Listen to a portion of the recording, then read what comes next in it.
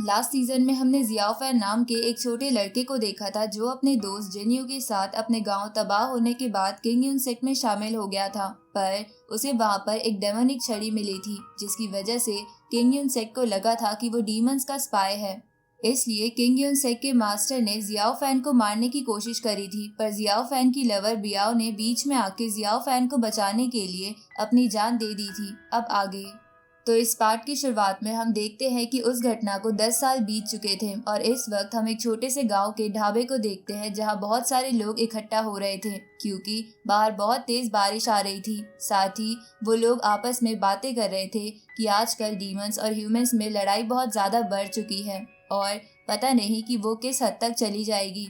उसी वक्त वहां हम उस फॉर्चून टेलर और उसकी रिंग नाम की बेटी को देखते हैं जिन्हें हमने पिछले सीजन में देखा था। उसी वक्त रिंग वहां बैठे लोगों से कहती है कि ह्यूमंस और डीमंस के बीच की लड़ाई की एक बहुत बड़ी वजह है जिसके बारे में तुम लोग शायद नहीं जानते हो। इसके बाद वो फॉर्चून टेलर उन सबको इसकी वजह बताता है कि 10 साल पहले जियाओ फैन नाम का एक वीक स्टूडेंट था जिसके पास एक डेमनिक स्टिक थी, पर वो किंग यून क्लैन से था। ऊपर से उसे डीमन क्लैन की एक लड़की से प्यार हो गया था, लेकिन किंग यून सेक को इस सब का पता चल गया था और उन्हें लगा था कि जियाओ फैन एक डीमंस का स्पाई है, इसलिए वो उसे मारना चाहते थे। पर बियाओ उसे बचाने वहां आ गई थी, लेकिन किंग यून सेक का मास्टर जियाओ फैन को जिंदा नहीं छोड़ना चाहता था, इसलिए उसने अपनी एंसेस्ट्रल स्वॉर्ड से उस पर अटैक करा था। पर वो अटैक बियाओ ने अपने ऊपर ले लिया था जिसके कारण बियाओ मारी गई थी और तभी से ह्यूमंस और डीमंस के बीच की लड़ाई बहुत ज्यादा बढ़ गई है। तो ये कहानी सुन के वहाँ बैठे लोग फॉर्चून टेलर से पूछते हैं कि बियाओ के मरने के बाद जियाओ फैन कहाँ गया। उसी वक्त हम देखते हैं कि जियाओ फैन भी उसी ढाबे में बैठा था जो अब बहुत ज्यादा ताकतवर बन चुका था और उसे बियाओ के फादर यानी घोस्ट किंग ने ही ट्रेनिंग दी थी। इसके बाद हम ब्लड प्योरिफिकेशन केव को देखते हैं जहां घोस्ट किंग सेक ने हमला कर दिया था और सेक के सभी लोग ब्लड प्योरिफिकेशन केव के मेंबर से लड़ रहे थे जिनमें नियान और उसके साथी भी थे। तभी नियान बड़ी तेजी से घोस्ट किंग सेक के लोगों को मारने लगता है, तो घोस्ट सेक की टीम को लीड कर रहे दोनों बंदे नियान पर अटैक करने लगते हैं, पर नियान उन दोनों पर भारी पड़ रहा था। यहाँ तक कि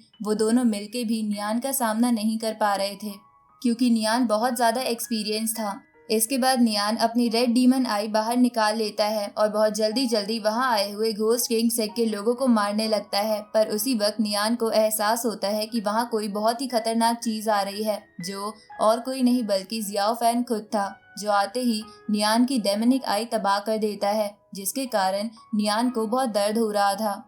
अब जियाओ फैन बहुत ही तेजी से अपने टेंटिकल से ब्लड प्योरिफिकेशन केव से बहुत से लोगों को मार देता है। इधर नियान और उसके साथी जियाओ फैन को देखकर कहते हैं कि ये तो ब्लड प्रिंस जियाओ फैन है। उसी वक्त जियाओ फैन उन सबसे बोलता है कि या तो तुम सरेंडर करोगे या मारे जाओगे, और ये बोल के जियाओ फैन ब्लड प्योरिफिकेशन केव के आम मेंबर्स पर एक डार्क मैजिक करता है जिसके कारण वो सभी जियाओ फैन के आगे आके अपना सर झुका के जान की भीख मांगने लगते हैं। तो ये देखकर नियान समझ जाता है कि वो अब कुछ नहीं कर सकता, इसलिए वो बोलने ही वाला था कि ब्लड प्योरिफिकेशन केव को बने 800 साल से ज्यादा हो चुके हैं, लेकिन लगता है आज इसका अंत है। इसके बाद नियान खुद को सरेंडर करने के लिए जियाओ फैन के पास जाने लगता है, जिसको देखकर वो हंटर वाली लड़की और वो फैन वाला लड़का भी ऐसा ही करते हैं। लेकिन उसी वक्त उनका ही एक मेंबर जिसका नाम ताओ था, जिसे हमने पिछले सीजन में देखा था, वो नियान से कहता है कि बॉस, हमने एंसेस्टर स्टैचू के सामने शपथ ली थी कि हम कभी सरेंडर नहीं करेंगे, तो आप ऐसा कैसे कर सकते हो। ये सुन के नियान बोलता है कि इस वक्त हमारे सामने कोई आम ह्यूमंस नहीं है, इन लोगों का मुकाबला हम नहीं कर सकते। ये सुन के ताओ गुस्से में कहता है कि आप चाहे सरेंडर कर दो, पर मैं कभी भी एक गद्दार नहीं बनूंगा। बचपन से मेरा कोई साथी नहीं था और हमेशा मुझे तंग करा जाता था। ब्लड प्योरिफिकेशन केव ने ही मेरी जान बचाई थी, मैं कभी भी उसे धोखा नहीं दे सकता, फिर चाहे मेरी जान ही क्यों न चली जाए। ये सुन के नियान गुस्से में ब्लड प्योरिफिकेशन केव का बैच ताओ को देकर कहता है कि अगर तुम्हें लगता है कि तुम सरेंडर नहीं करोगे तो तुम ही ब्लड प्योरिफिकेशन केव को हैंडल करो। तो अब उस बैच को लेकर ताओ अपनी स्वॉर्ड बाहर निकाल लेता है ताकि वो जियाओ फैन और उसके साथी से लड़ सके। लेकिन उसके पीछे बहुत बड़ी खाई थी, इसलिए वो बोलता है कि जल्दी से मुझे मार दो। तो ये सुन के जियाओ फैन उसके पास जाता है, लेकिन उसे मारता नहीं। तो ताओ जियाओ फैन से कहता है कि मैं तुमसे नहीं डरता, तुम मुझे मारना चाहते हो तो मार दो। इस पे जियाओ फैन उससे बोलता है कि मैं तुम्हें नहीं मारूंगा, पर अब से तुम मेरे साथ रहोगे। इस पे ताओ उससे पूछता है कि तुमने ब्लड प्योरिफिकेशन केव को तो तबाह कर दिया, तो अब तुम मुझे क्यों अपना साथी बनाना चाहते हो। इस पे जियाओ फैन उससे कहता है कि अगर तुम मेरे साथ नहीं चलोगे तो बाकी डीमन सेक्ट तुम्हें अकेला देखकर वैसे भी मार देंगे, जिसके बाद ब्लड प्योरिफिकेशन केव का वजूद हमेशा के लिए खत्म हो जाएगा। ये सुन के ताओ सोचता है कि मुझे इस केव को दोबारा से रिवाइव करने के लिए जिंदा रहना होगा, इसलिए वो जियाओ फैन का साथ देने के लिए मान जाता है। आगे जियाओ फैन उसी जंगल में आता है जहाँ वो बियाओ से मिला करता था, जिस जगह पर जियाओ फैन को जायरो भी मिलता है। तो जियाओ फैन जायरो को अपने साथ ले लेता है और एक पहाड़ी से बैम्बू पीक को देखते हुए अपने पुराने पल याद करने लगता है। इसके बाद जियाओ फैन वहाँ से कहीं जाने लगता है, लेकिन वो रास्ते में किंग यून सेक के पैलेस के पास से गुजरता है, जिसके कारण उस पैलेस का गार्ड ड्रैगन डीमन एनर्जी को महसूस करके गुस्से में आ जाता है और एक बहुत बड़ा अटैक बनाने लगता है। तो ये देखकर किंग यून सेक के स्टूडेंट्स उस अटैक को रोकने के लिए बैरियर बनाने लगते हैं, जिसमें जेम्स भी उनका साथ देता है, जो पिछले सीजन में जोई का लवर था। पर उन सब की कोशिशों के बाद भी वो सब बस उस अटैक को फ्रीज करने में कामयाब हो पाते हैं। उसी वक्त रोजी वहां आके अपनी स्वॉर्ड की मदद से उस अटैक को तबाह कर देती है। इधर जियाओ फैन उस जगह से आगे बढ़ चुका था, इसलिए गार्ड ड्रैगन भी शांत होकर वापस पानी में चला जाता है। इसके बाद शेंग और जेम्स रोजी को थैंक यू बोलते हैं, क्योंकि रोजी के अमेजिंग स्वॉर्ड स्किल्स की वजह से ही वो उस अटैक को खत्म करने में कामयाब हो पाए थे। दूसरी तरफ जियाओ फैन उस जगह पर आता है जहां उसने बियाओ की बॉडी को रखा था। जहां पहुंच के वो बियाओ से कहता है कि आज मैंने तुम्हारे फादर के लिए एक और सेक्ट को तबाह कर दिया, पर मैं उस सेक्ट के एक मेंबर को नहीं मार पाया, क्योंकि वो सेक्ट में बस अकेला बचा था। इसलिए मुझे उसे देखकर अपनी ही याद आ गई, क्योंकि तुम्हारे बिना मैं भी यहाँ अकेला ही रह गया हूँ। साथ ही जियाओ फैन रोते हुए बियाओ को बताता है कि वो बैम्बू पीक भी गया था, जहाँ अभी भी वो बैम्बू रखा हुआ है जिस पे बियाओ बैठा करती थी। इसलिए जियाओ फैन बोलता है कि तब से अब तक कुछ नहीं बदला है, बस तुम ही यहाँ नहीं हो। इस तरह हम बियाओ की आंट को देखते हैं, जो एक गेट के पीछे से जियाओ फैन को देख रही थी। तभी वहाँ घोस्ट किंग सेक का एक एल्डर आके उससे कहता है कि सेक मास्टर ने जियाओ फैन को बुलाया है, इसलिए इसे बाहर बुला लो। इस पे वो आंटी उस एल्डर से कहती है कि जब भी जियाओ फैन यहाँ आता है वो सबसे पहले बियाओ के पास ही जाता है, इसलिए वो थोड़ी देर में अपने आप बाहर आ जाएगा। अब ये बोल के वो आंट वहाँ से जाने लगती है, पर तभी वो एल्डर उस आंट से कहता है कि तुम्हें जियाओ फैन से दूर रहना चाहिए, क्योंकि भले ही सेक्ट मास्टर ने जियाओ फैन को अच्छे से ट्रेन करा है, लेकिन ये अब भी बियाओ को याद करता है, इसलिए पता नहीं ये कब हमारे लिए मुसीबत बन जाए। इधर हम जिन यू को देखते हैं, जिसने किंग यून सेक छोड़ दिया था, क्योंकि सेक्ट मास्टर ने जियाओ फैन को मारने की कोशिश करी थी। इसलिए जिन यू अब मास्टर वेंग के टेम्पल में रहता था और उन्हीं से ट्रेनिंग लेता था। उसी वक्त मास्टर वेंग जिन यू की ट्रेनिंग कराने के लिए उसके पीछे से उस पे कुछ कैंडल्स फेंकते हैं, जिन्हें जिन यू अपनी स्वॉर्ड से ही लैंप्स में लगा देता है।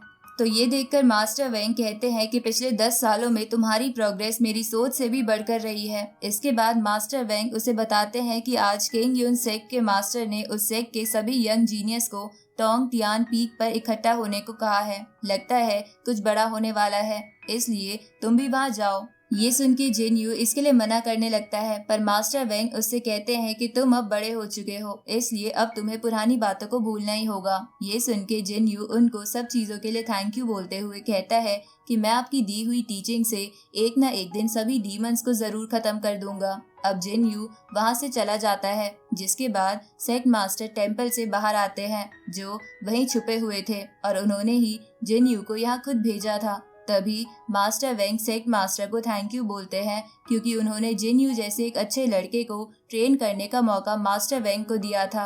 इस पे सेक्ट मास्टर कहते हैं कि पहले भी मैंने आपकी कई बार मदद करी है, लेकिन आपने कभी भी थैंक यू नहीं बोला है। लगता है इस लड़के में जरूर कुछ खास है। इस तरफ जियाओ फैन घोस्ट किंग के पास आ जाता है, तो घोस्ट किंग जियाओ फैन से कहता है कि पिछले 10 सालों में तो तुम किसी को मारने से नहीं हिचकिचाते थे, पर मैंने सुना है कि तुमने एक ताओ नाम के डीमन को जिंदा छोड़ दिया। साथ ही वो जियाओ फैन से कहता है कि तुम्हारी स्टिक में जो पर्ल है वो ओल्ड मास्टर हिजन का है, इसलिए तुम्हारा ब्लड प्योरिफिकेशन केव से रिश्ता रखना सही नहीं है। इसके बाद वो जियाओ फैन को बताता है कि थोड़े समय पहले मैंने र्यूमर सुने हैं कि वेस्टर्न इलाके में एक ट्रेजर अपीयर होने वाला है, जिसे हासिल करने के लिए सभी स्ट्रॉन्ग लोग आने वाले हैं, जिसमें लॉन्गिविटी हॉल भी है। इसलिए हम भी उस पर्ल को हासिल करने से पीछे नहीं हट सकते। तो क्या तुमने उसके लिए कोई प्लान बनाया है? इस पे जियाओ फैन कहता है कि इस वक्त घोस्ट किंग सेक्ट और 10,000 पॉइजन सेक्ट ही सबसे ताकतवर है और ही हुआन और लॉन्गिविटी हॉल अब सिर्फ 3rd और 4th नंबर पर ही आते हैं। ऊपर से ह्यूमंस भी धीरे धीरे अपने आप को स्ट्रॉन्ग बना रहे हैं, इसलिए एक न एक दिन वॉर तो होके रहेगी।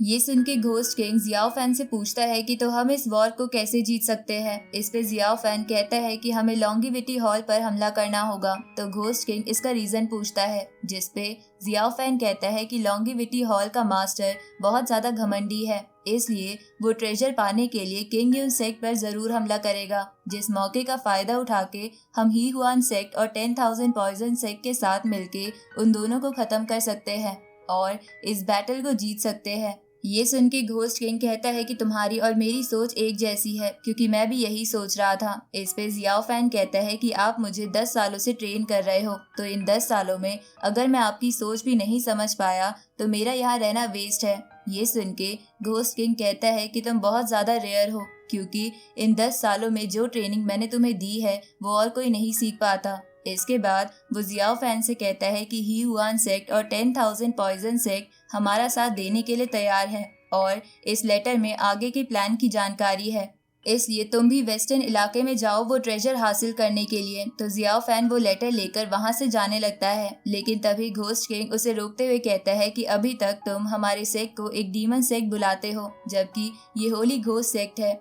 इस पे जियाओ फैन कहता है कि मुझे इस सेक्ट को ज्वाइन करे 10 साल हो गए हैं। यहाँ रोज किसी न किसी का खून बहता है, तो इसके नाम के आगे होली इस्तेमाल करना बेकार है। इस पे घोस्ट किंग कहता है कि तो फिर तुम्हारा किंग यून सेक्ट के बारे में क्या ख्याल है। ये सुन के जियाओ फैन कहता है कि उन लोगों ने भी बहुत सारे क्राइम्स करे हैं, इसलिए वो भी डीमन से कम नहीं है। इस पे घोस्ट किंग उससे पूछता है कि फिर तुम्हारी नजर में सही कौन है, पर जियाओ फैन के पास इसका जवाब नहीं था। इस तरफ हम देखते हैं कि किंग यून सेक्ट के सारे स्टूडेंट्स पैलेस में इकट्ठा हो जाते हैं, जिसके बाद मैसेंजर उन सबसे कहता है कि वेस्टर्न एरिया में बहुत जल्द एक ट्रेजर अपीयर होने वाला है, जिसे पाने के लिए डीमन सेक्ट जरूर आएगा, पर हम वो ट्रेजर डीमन सेक्ट के हाथों में नहीं जाने दे सकते, क्योंकि वो उसका इस्तेमाल करके बुरा ही करेंगे। इसलिए तियानयिन टेम्पल और फेंगजियान वैली के साथ मिलके हमारे कुछ स्टूडेंट्स वेस्टर्न एरिया में जा रहे हैं, इसलिए आप लोगों को उनका हौसला बढ़ाने के लिए बुलाया गया है। अब थोड़ी देर बाद